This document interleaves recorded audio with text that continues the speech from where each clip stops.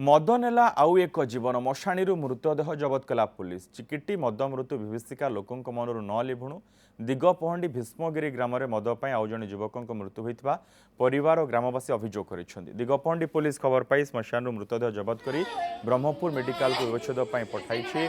मृतक भीष्मगिरी गाँव प्रेमनगर साहिर 40 वर्षीय युवक के कृष्णा पात्र। सूचना अनुसार कृष्णा छेली चराइबा गंजाम गजपति सीमा अंचल बिचापट गाँव को जाइथिले। सेठी से रंधा मद पी गुरुतर होते राति घर को फेरी नथिले। परिवार लोके खोजाखोजी करबा परे तांका मृतदेह को रास्ता कड़ू उद्धार कर घर को आनी।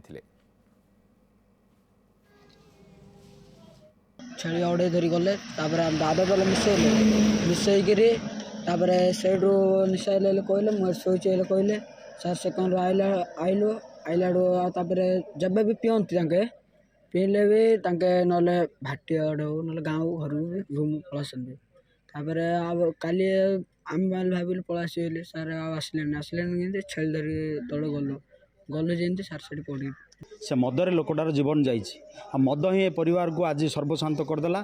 ता पिला तीन को बेसहारा करने सह ता स्त्री को आज विधवा सजई देछि।